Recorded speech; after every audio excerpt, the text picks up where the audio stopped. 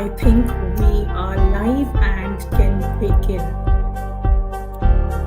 Yes, I think we are. Okay, perfect. Hello, everybody, and welcome to this Brandstorm Masterclass. To everyone who's joined in, I'm Shweta Matre, and I lead campus relations for L'Oreal India. Thank you so much. Uh, Ansh, are we good to go?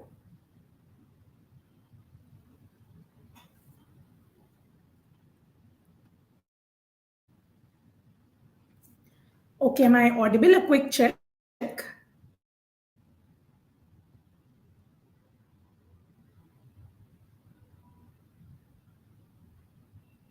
Okay, great. I'm going to start all over again in case anybody missed that out.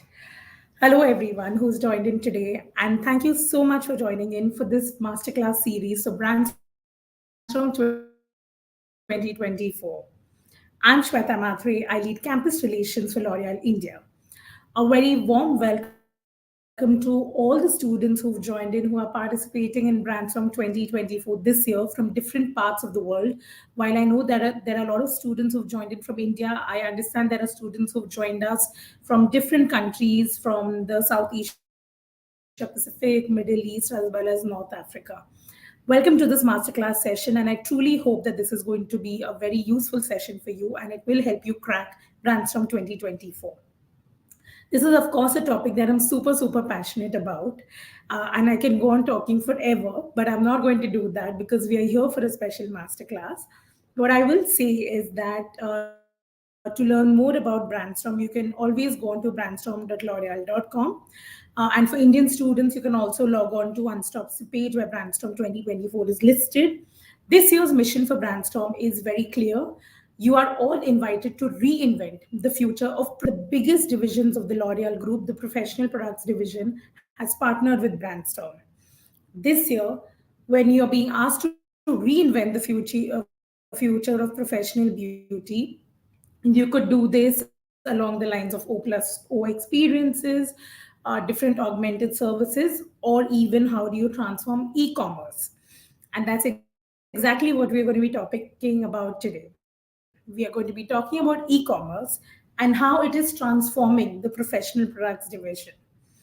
This year, with Brandstorm, you're being invited to envision the different e-commerce models that can exist that can actually transform the professional beauty marketplace, which will then help perfectly intertwine online as well as within our quest to be the most powerful destination for professional beauty for consumers as well as hairdressers.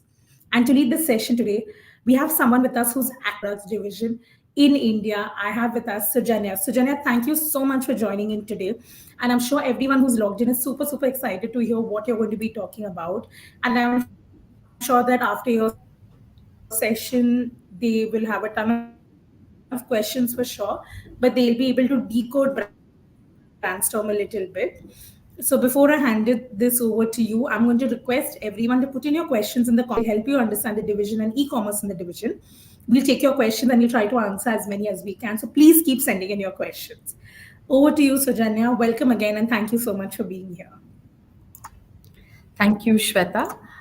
It is indeed my pleasure to be with all of you here today. A very, very good evening to you all. Just give me one moment.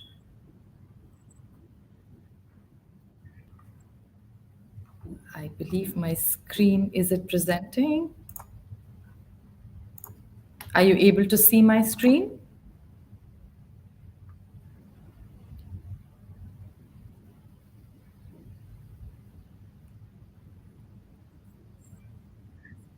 Can I get a confirmation?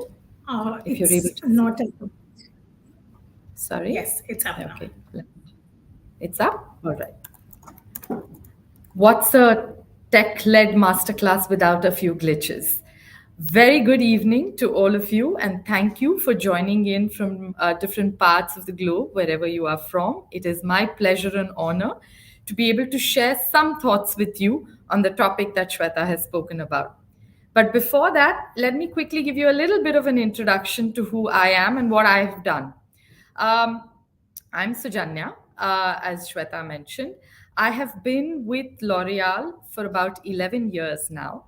I started off my career a little over 2 decades ago, and I have been a career marketeer till such time that L'Oreal, in the way they planned my career journey, has given me an opportunity to experience something that's absolutely cutting edge and interesting for everyone in the world today, the world of e commerce. I have worked as the marketing head of a couple of brands in the professional products division, and now I head the e commerce mandate for the division. We are a super young division in e commerce, but we are making some strides, and we hope to be reinventing the future of e commerce in the country with what we do in PPD. Uh, that's a little bit on who I am. Um, Before we really get into the topic for today, what I wanted to touch upon is some context of the L'Oreal Professional Products division. And what better way to do it than to show you a video that captures who we are and the spirit that we come to work with every day.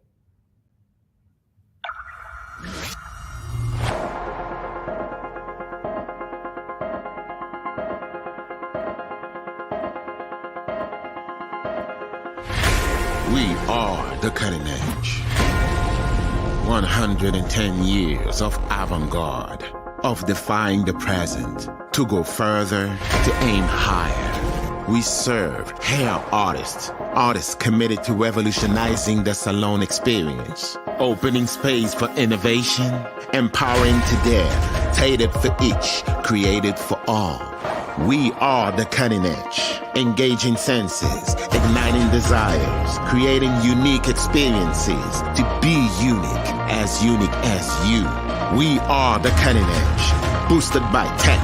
We push the limits of hair, tech in our products, tech in our salons, tech on all our platforms, tech in every fiber of our thinking. We are the cutting edge. Beauty tech to elevate, data-driven to connect, education to adapt, continuously to another evolving world, to be ahead of the curve, always. We are the cutting edge. We care for all hair types, for all humans, because hair defines who we are. We are the cutting edge. We are shaping the future, innovating for progress, caring for the planet, for less waste and more hope, creating the beauty that moves the world towards a more sustainable tomorrow. We are the cutting edge, the future of professional beauty. You all enjoyed the video. Just to touch upon a little bit of history, PPD's story begins at the very inception of L'Oreal itself. Our founder, Eugene Schweller, actually developed one of the world's first harmless hair dyes back in 1909, and he sold it to hairdressers in Paris, thus commencing a very strong relationship that L'Oreal has always had with hairstylists. Our partnership with this community has traversed 110 plus years of history, and we have been evolving in this journey ever since. Just to give you a little bit of a snapshot of our business, just a disclaimer, the numbers that you see here are numbers from 2022. Our 2023 results are soon to be published, but this is something that can give you a sense of the scale already. PPD historically has been the worldwide leader in the professional space. We have a strong portfolio of 9 professional brands, 2 amongst which are billionaire brands already. We partner with over 2.5 million hairstylists across 66 countries in the world. We have a wide diversity of stylists and consumer communities that we connect with. We also have strong leadership across the key categories of hair care and hair color. In hair care, L'Oreal is number 1 in 21 countries and a consolidated share of 25%. In hair color, L'Oreal is number 1 with a 24% share. This is only just the beginning of our story. I mentioned about the brands that we have, 9 strong brands that we have developed over a period of 110 years, with all of them coming through the timeline. These brands are spanning across various price points, consumer needs, and they are across different kinds of consumer cohorts. In India, because I am from India, I will spotlight a little bit of what's happening in India as well. We have 5 brands from this 9 brand portfolio that are in place in the country. A little bit about what the professional products division has done in India. For us in India, it's a 25-year young journey that we've had. Our key pillars of business, as you can see outlined on the slide, are really the strong brands that we've brought into place, the education that we have imparted to the industry, and the constant partnering that we've done with both salons and hairstylists to upskill them have been the reason why we have seen the kind of success that we have so far. Just to give you a little bit more into what our business is like, PPD India holds the number one position in terms of the professional industry. We have a share which is more than two-thirds of the market, really. And this has come with a lot of pioneering work that has been done by the teams that have passionately driven the professional products division mandate in the country. For us, it has been about evolving the industry and bringing it to where it is today. This has come on the bedrock of education. This is something that is very specific to this division. We have an army of trainers who go out there into our salons where our sales teams put the products. This team of educators actually teaches our hairstylists and salons on how to use these products in the right manner to create absolute consumer delight for the person who's sitting in the chair of the salon. I'm pretty sure a lot of you would empathize with me when you have walked into that salon and you've had a great hair day coming out. What we have also done is partnered salons through their journey and evolution with business development. So we are not just about going out there and putting a product into the salon and leaving the salon to take it forward to the consumer. We are all about creating 360-degree engagement with both the salons as well as our consumers so that they experience each of our powerful global brands in the way that they should be in the salon. While we are a little over 110 years old, we are also a division that has pioneered transformation and evolution. And today, we are at the cusp of a new era that we are putting in place for PPD. This is an era of reinvention, and this is an era that has been powered by tech for us. We are redefining our value proposition both for our stylists as well as our consumers. We are looking at leveraging tech in every part of our value chain and every interaction with our stakeholders. We are imbibing tech into the DNA of how we work, and we are looking at tech right from product development to client experience to how our stylists manage their business to overall client satisfaction with our products and services. We are a division that has always been stylist at heart. We are embracing consumers and we are using tech as our accelerator. And this brings me to why today Brandstorm has chosen the topic of reinventing the future of professional beauty through tech.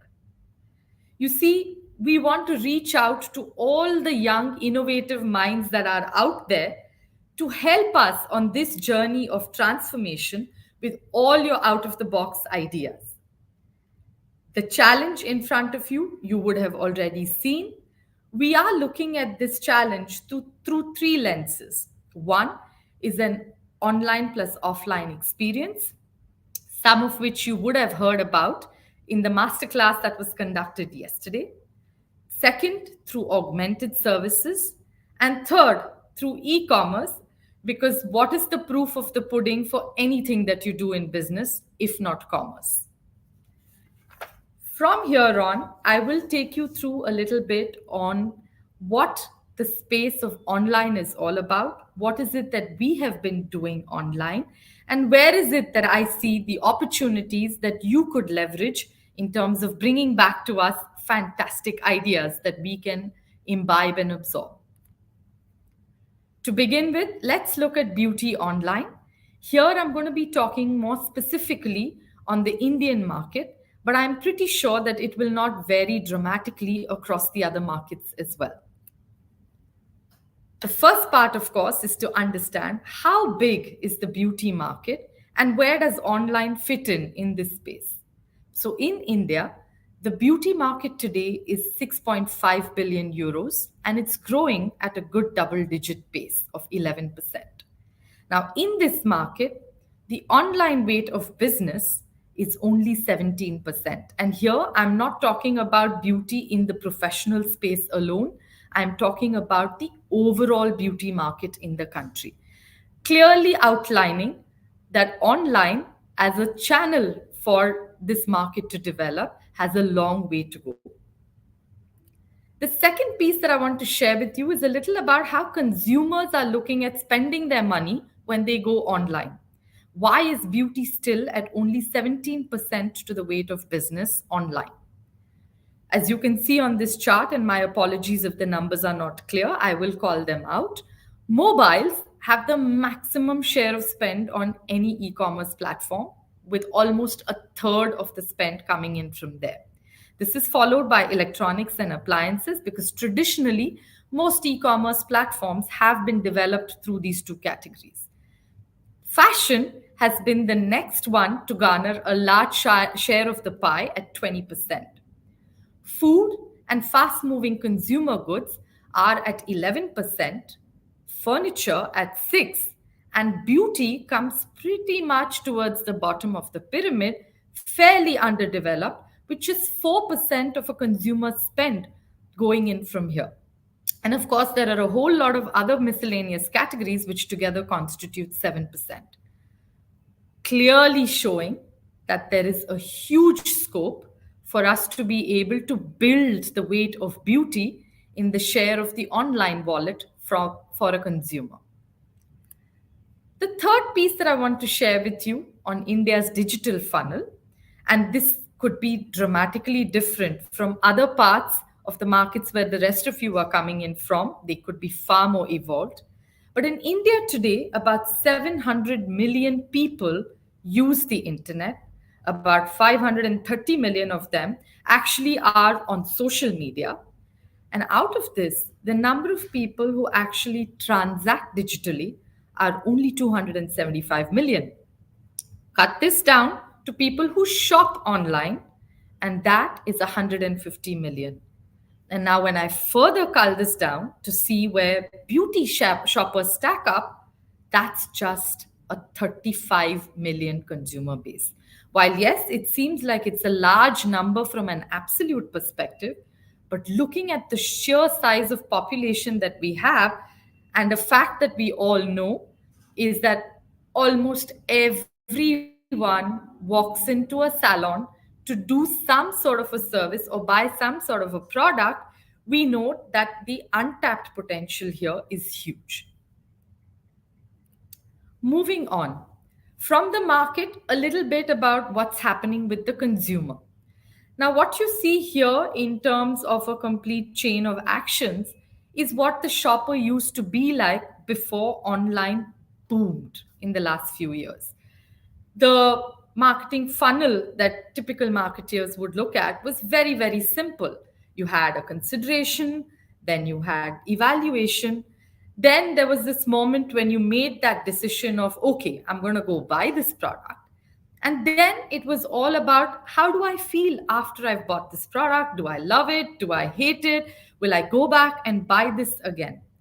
Very linear, very simple, and required a very different set of skills that people built over a period of time to get these consumers. Cut to today. What you see is something that is absolutely non-linear, something that moves in and out of different phases. Large chunk of the phases being the consumer spending a lot of time to discover and understand the kind of products that they are looking for. In fact, sometimes they even discover the products from trends that they see on different platforms. Then they also look at, oh my God, I need to get to know a little bit more. Okay, I'm inspired by this trend or something new has launched, but what does it mean for me? I have my own concerns, I have my own needs. How can I find the right product for that? Which obviously leads them to research more about the products. And there is, of course, a plethora of places from where they can get this information. Then comes the next piece where you see they will look at comparing and considering. And I know I'm saying they, but I can include myself and the whole lot of you as well, because all of us go through this journey. We look at comparing and considering, okay, these are the brands, these are the benefits. In fact, all of us have become so savvy that we look for ratings and reviews as well. What are other people saying about the brand? Is this something that fits into what I require? We then also reach out to different sources to understand if this is recommended for me, because that is very, very important. I am very different from somebody else, so I need to know if what I'm getting is right. So we look at recommendations. Then, of course, we finalize with all the data and information on hand and proceed to buy. Now, because many times we are in this cycle of discovering stuff, getting inspired by trends, and buying, we don't need to necessarily know what to do with the product after. So then we go back again and figure out ways and means in which we can learn how to use these products to get the best possible outcome. Now, why am I spending a little bit of time on this? It's a very easy chart to read. But what this chart does for us is actually open up all the spaces which could be opportunities in how we can reinvent the online and offline consumer experience, which can then get them to move to that buy in a manner that is benefiting to the brand and being able to communicate the brand in its most pristine possible way.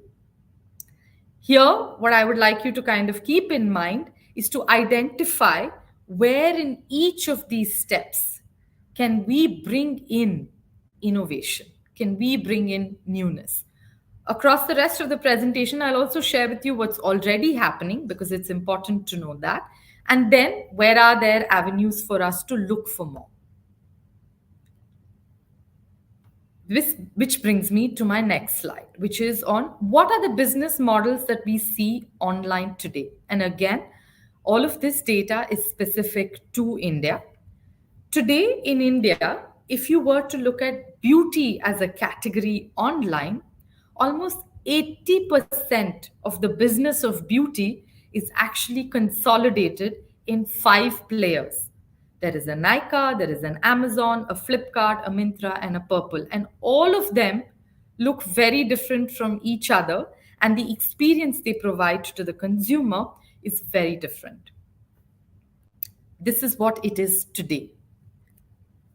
But what we are envisaging by 2025 is that you will see a few more new channels that come up for consumers to experience and explore.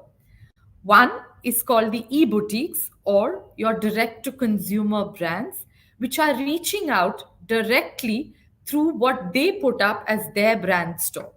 And I'm pretty sure all of you are familiar with a lot of brands in this space and are already probably experimenting with a couple of them as well.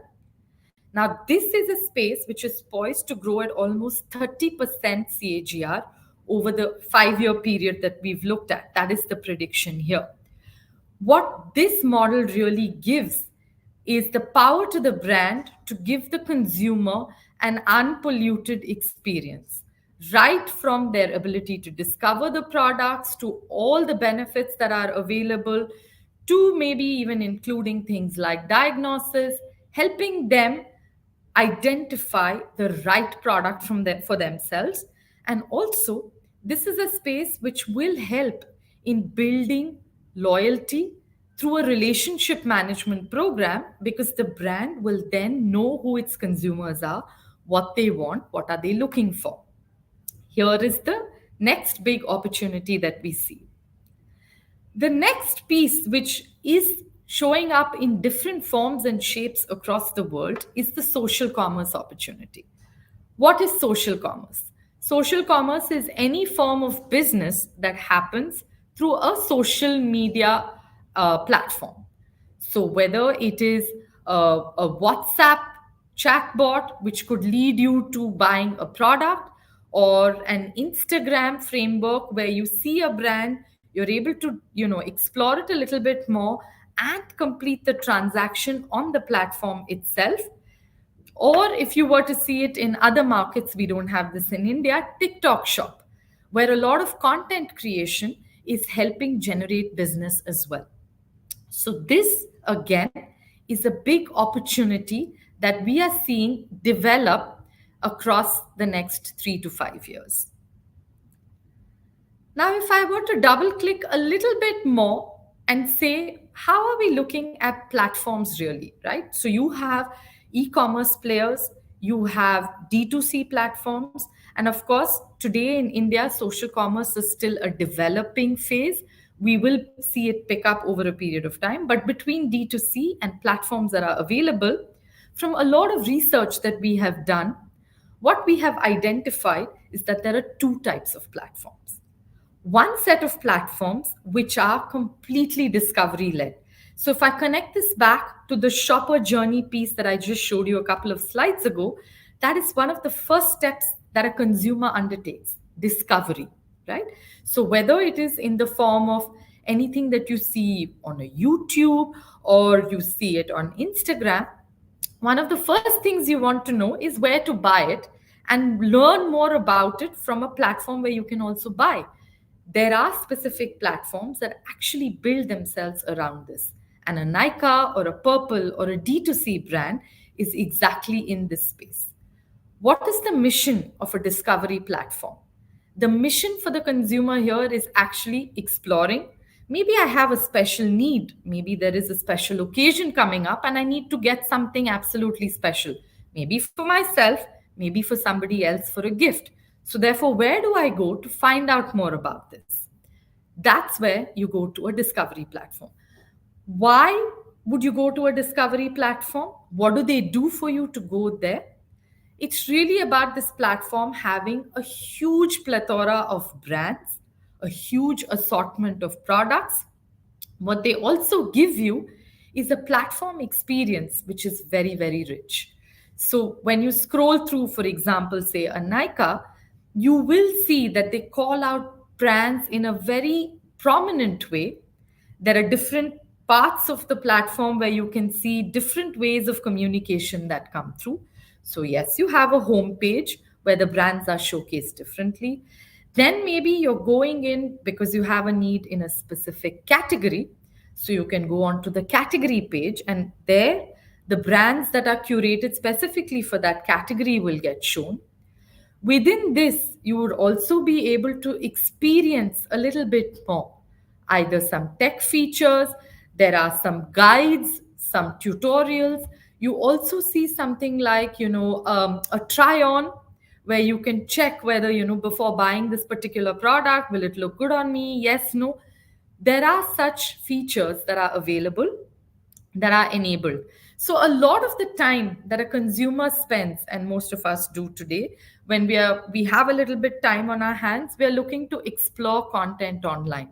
Some of it may be on social media, some of it may be on YouTube, OTT, and definitely some of it is on shopping sites. We just want to know what's new, what's come up.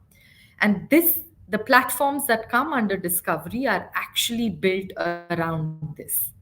And here, the kind of purchase that's happening is not necessarily always planned. It's very impulse. You see something, you're very excited, you want to try it out and see how this works for you or not.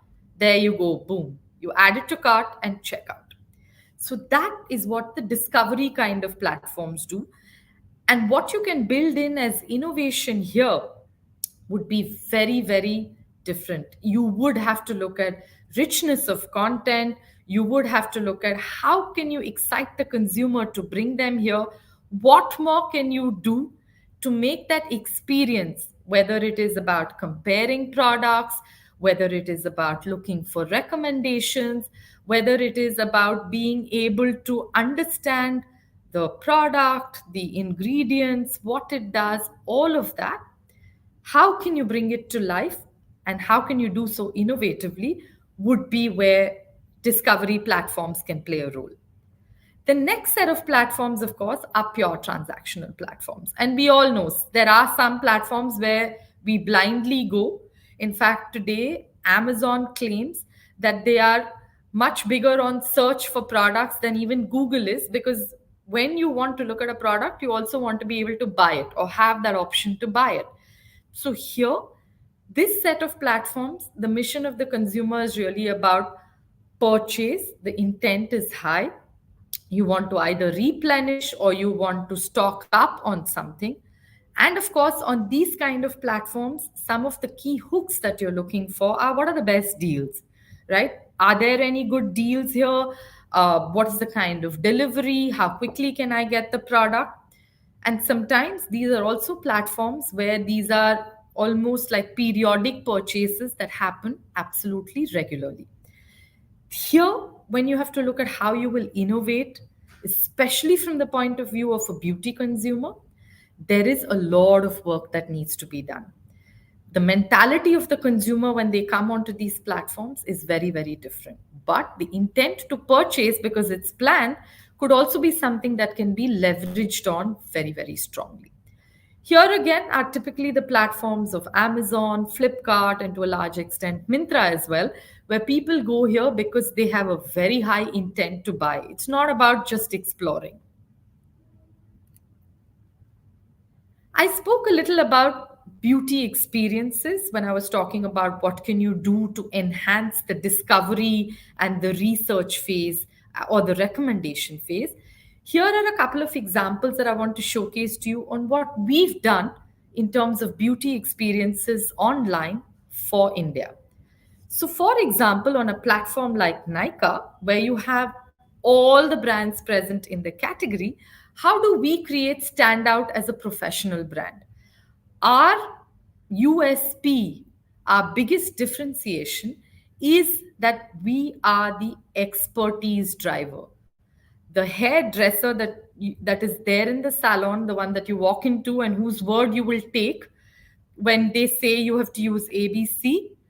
How do we bring that to life on an e-com platform? And with Nykaa, therefore, we did India's first professional beauty event that we co-created.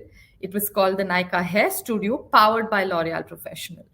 This entire event was driven around the ethos of educating the consumer, bringing an expert to them, access to an expert, where they could hear about specific topics, understand more about it, and then go back to the platform and be able to see which is the right product for them. Now, this is as an event that we've created. So while yes, a Nykaa would have a Pink Friday, Pink Summer, etc., etc., for professional products, they have what is called Hair Studio. It worked out so successfully that we did the first round with them, and then now we've actually completed 5 rounds of the event. And this is a property that the platform is very excited to continue and do as well. Now, that is one way of building a beauty experience. The second piece is about diagnosis and recommendation. This is something all of us want to know, right? What is the right product for us? Now, here again, and I will maybe play this video again Sorry, this has moved.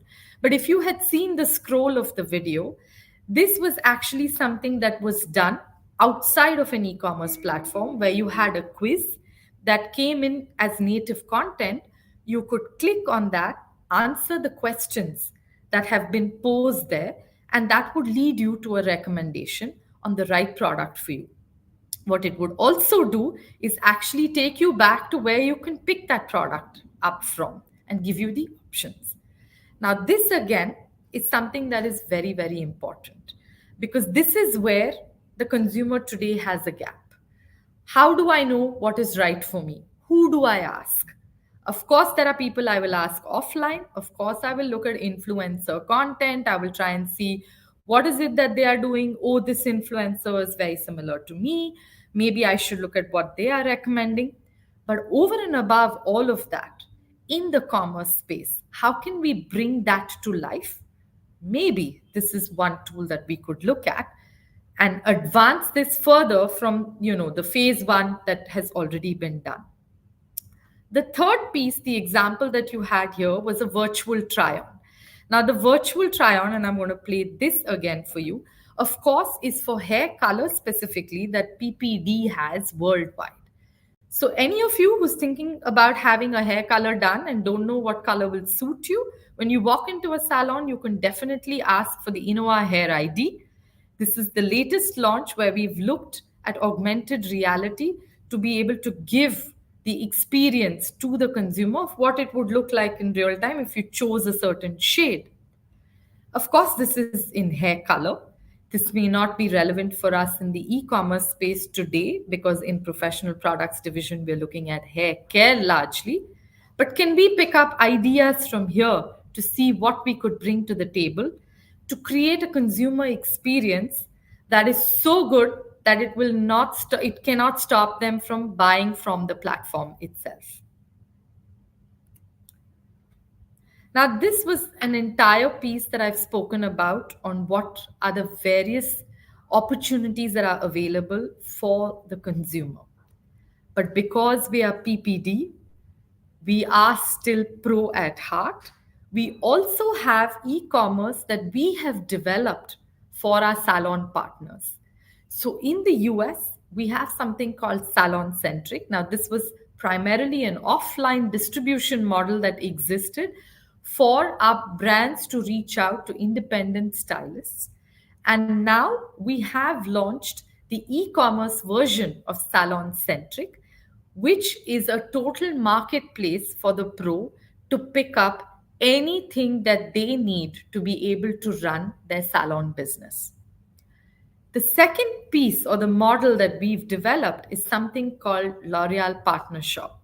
Now, this is again a model that is across 19 different countries today, where we as L'Oreal have created a platform where a hairstylist or a salon could log in, put their orders in, check out what is coming up for them next, and actually ease out the entire process of making availability a streamlined process in their salons, freeing them up to spend more time with their consumer and creating fantastic experiences on the salon chair.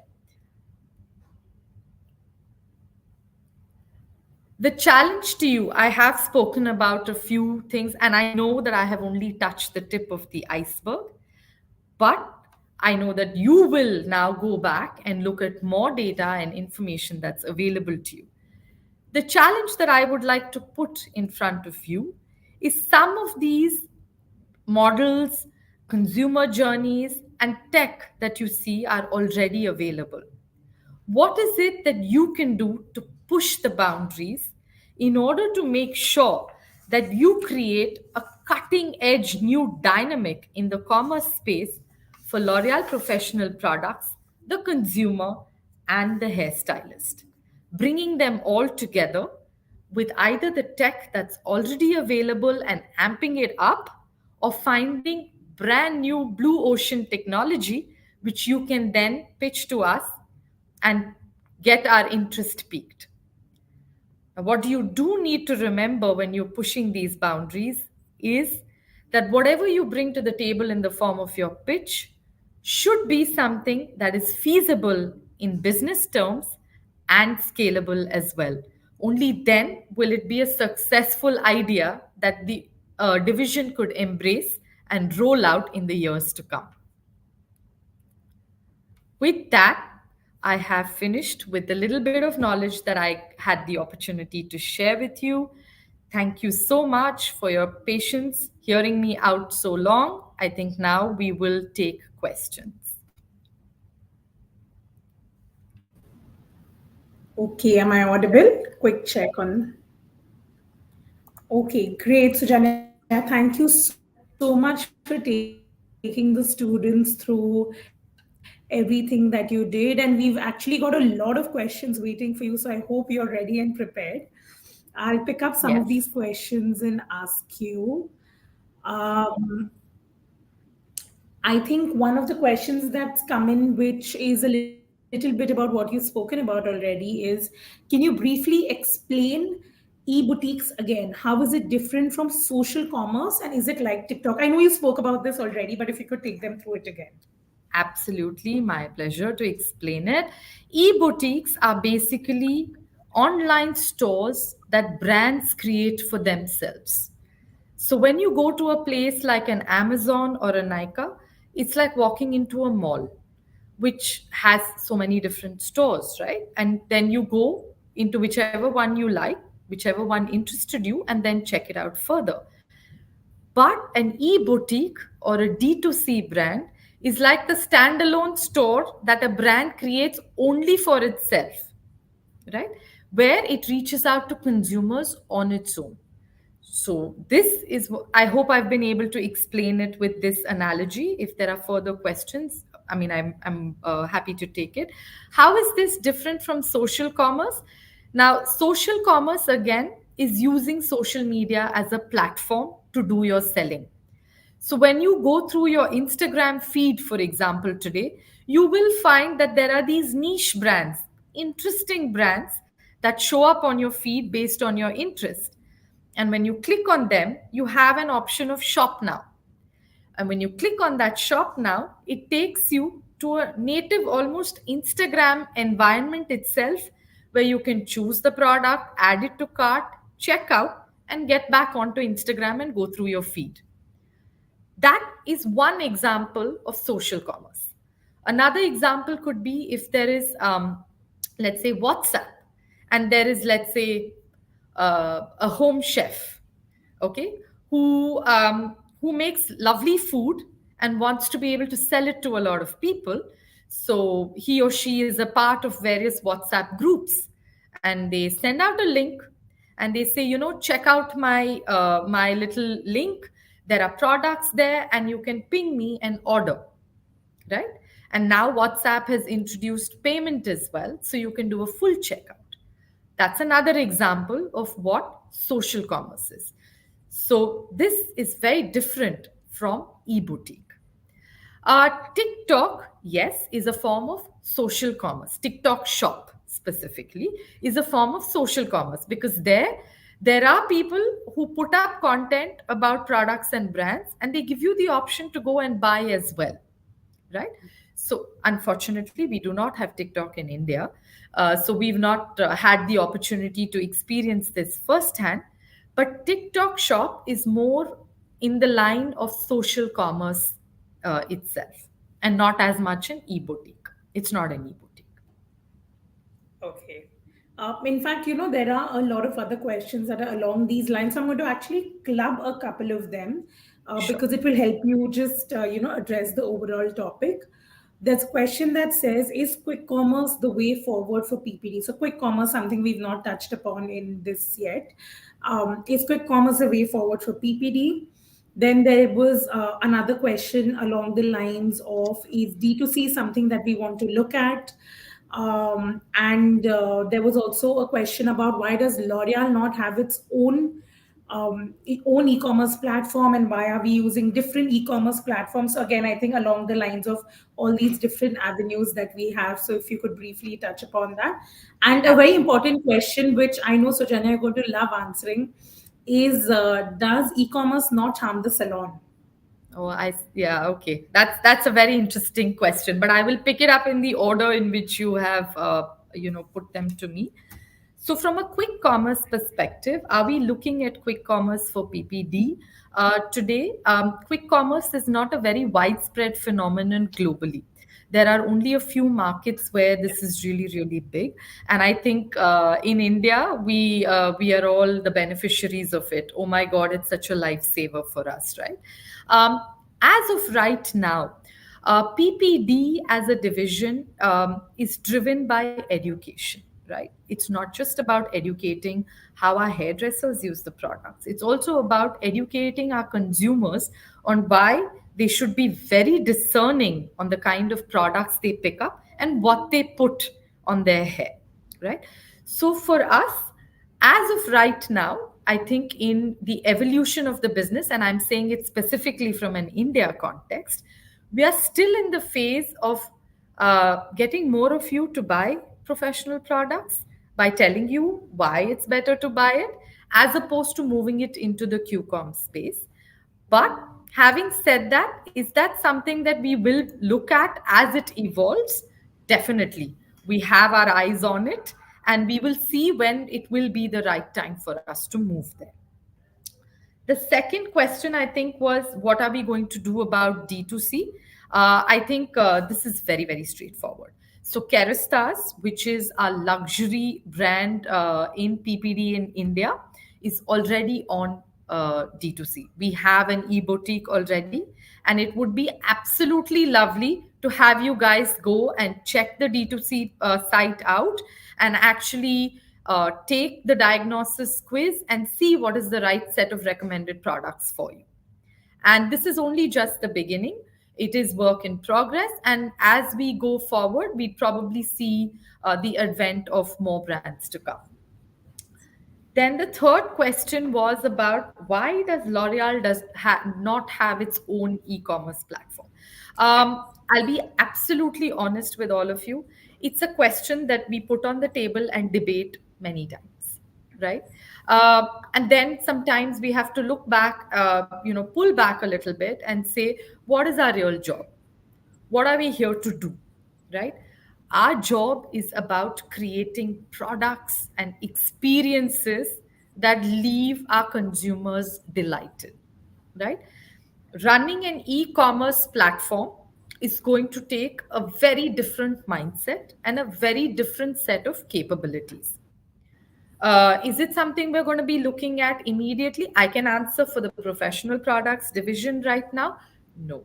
We believe that there is so much to be done with platforms that have already created a space for themselves. And that is definitely where consumers are already going. So we would like to be where the consumers are. And that would be the first priority.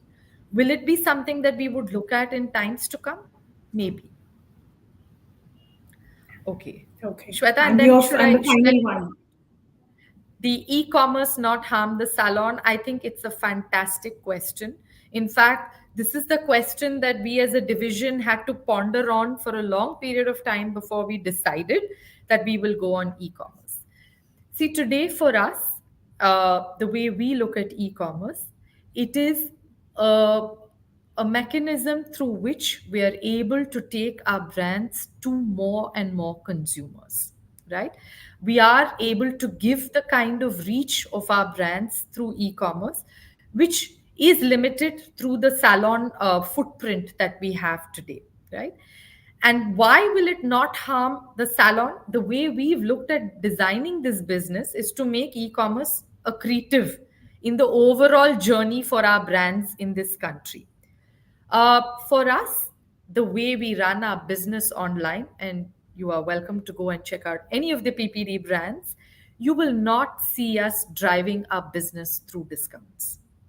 We are all about ensuring that our consumers get to know our brands, get to find out more about them, and get interested in actually trying them out. And we will be looking at different avenues through which we will reach out to all our consumers for that, and then buy us for what we bring to the table as a value proposition.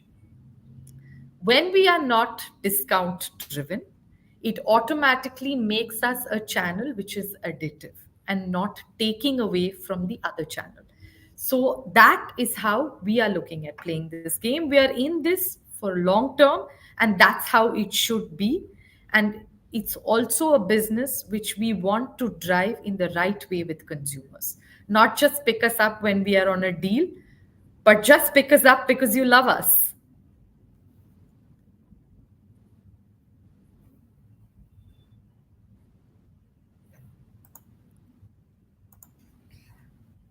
Great. I think that answers that for them and essentially gives a very clear direction that it's not to replace, but just reach maximum consumers through different avenues. Okay. So, Jana, there are a lot of questions around PPD as a division and makeup. Of course, PPD today does not have makeup, but there are a lot of questions mainly around Brandstorm, of course, that do we only have to focus on PPD and then do we only have to focus on hair? Is hair the only thing that PPD has? And is PPD considering entering the makeup market? And is this a viable direction of something that they can explore for Brandstorm? Okay, thank you, Shweta, for these questions. I think they're very, very valid questions. As a division, the professional products division is in the business of making your hair look fabulous. Okay, so that is where our business interests lie and our consumer interest lies as well. So, are we looking at the Brandstorm challenge from that lens? Absolutely. It is here today, and it is here for the near tomorrows, set of tomorrows to come. Right. So, that is definitely what you need to focus on. I believe that, as a consumer, for any one of you, you know how much your hair is important to you and how much a bad hair day can ruin your day, right? So we are in the business of making every day a good day because it's a great hair day. And so the focus of the challenge is also around the category of hair. Are we looking at doing makeup in this division right now globally? No. We still believe there's a lot to be done on hair. Like I said, we've only just scraped the tip of the iceberg. There's a lot to be done, and definitely in the reinvented form that we want to be in. uh, we see the opportunity to take this category up tremendously in terms of engagement, in terms of what we could give to the consumers as experiences. I hope that answered the question. I think it does, and I hope that the students are able to now pick up some of the ideas that you've pretty much given them some seeds of thought and pick them up and take it forward. Great. I think I'm going to take the last question, and this question is around the future of e-commerce and what is the plan that L'Oreal and PPD has. Is it about building an entire full-fledged e-com business or just a smaller function that will support a hairdresser in a salon? Okay, very interesting question. E commerce is a very, very important channel for the division. And it is a channel that will drive consumers to the brand. So, no, it's not going to be a small part of the business. It's going to be an important part of the business where the brand and the hairdressers together can reach out to the consumers and advocate what the brands bring to the table, right? So it is a channel that's here to stay, and it is a channel that's here to grow. Now, for us, there are two ways in which we could look at e commerce. Like I mentioned, a large part of what I shared with you was e commerce for the consumers. So, yes, there's commerce opportunity available there. But because we are a professional division, we are also looking at how to bring e commerce for professionals because that is a complete community that exists. That is the community that we have derived commerce from in all of these years from an offline footprint. How can we upgrade their experience as well and bring it to life is definitely something that we look at. Now, what would be really, really interesting to see in the ideas that you bring about. Like I said, there's something that's in silo for the consumer, there's something that's in silo for the hairdresser from an e-com perspective. Is there a new cutting edge dynamic that you could put on the table that connects all the three, the brand, the consumer, and the stylist? That can be a completely new direction. Yeah, sounds very interesting. So, Jenna, there are actually a couple of questions, but I'm also cognizant of the time. What we'll do is maybe we'll find a way to answer these questions directly to the students via email or chat. The questions can keep coming, and we'll find a way to answer them. So, Jenna, I'll address them to you. But thank you so much, Sujanya, for being a part of this masterclass, and I'm sure that this has really helped students understand the business of PPD e-commerce and understand where we are today, where we are heading, and hopefully it will help them, think about their ideas and fine tune the ideas that they already have. I think what I'm going to leave them with, and this is how we ended the previous session also, was to learn more about the division. Just walk to your nearest salon, just walk into a salon, and there is no better place to understand the professional products division than in a salon. But Sujana, thank you again so much for being a part of this. For everyone else who has logged in, you still have one more masterclass coming up, and the topic of that is around augmented beauty, professional beauty services, and that is coming up for you day after tomorrow, which is a Friday. The link is already with you, and of course, you can always write to us if you don't have the link. And we look forward to meeting you there. Thank you so much for joining in today, and we hope you have a great day ahead.